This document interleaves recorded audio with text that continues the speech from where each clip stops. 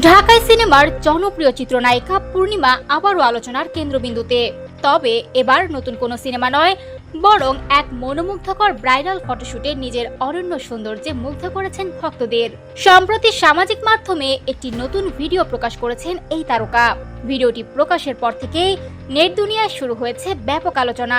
সেখানে দেখা যায় হালকা গোলাপি রঙের ঝলমলে ব্রাইডাল পোশাকে সেজেছেন পূর্ণিমা। পোশাকের সঙ্গে মানানসই সবুজ পাথরের গয়না, কপালে টিকলি এবং পরিপাটি মেকআপে তিনি যেন এক রাজকীয় রূপে ধরা দিয়েছেন। ভিডিওর বিভিন্ন মুহূর্তে কখনো ক্যামেরার দিকে মিষ্টি হাসিতে তাকিয়েছেন, আবার কখনো অন্য হাতে পোজ দিয়ে ছড়িয়ে দিয়েছেন নিজের স্বাভাবিক সৌন্দর্যের ঔজ্জ্বল্য।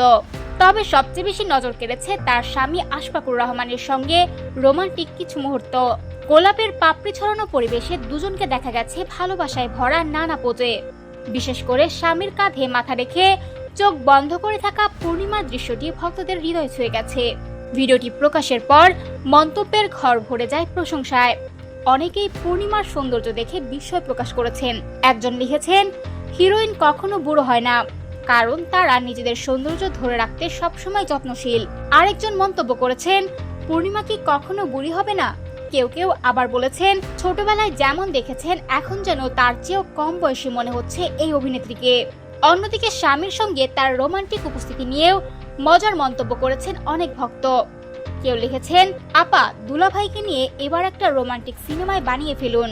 উল্লেখ্য, 2 দশকেরও বেশি সময় ধরে বাংলা চলচ্চিত্রে নিজের অভিনয় দক্ষতায় দর্শকদের মুগ্ধ করে আসছেন পূর্ণিমা। অভিনয়ের পাশাপাশি তার রূপ লাবণ্য সবসময় আলোচনার শীর্ষে থাকে। সময়ের সঙ্গে বয়স বাড়লেও পূর্ণিমার সৌন্দর্যের আবেদন যেন আজও ঠিক আগের মতোই অটুট। আর সেই কারণেই ভক্তদের কাছে তিনি এখনো চিরযৌবনা নায়িকা হিসেবেই সমানভাবে জনপ্রিয়।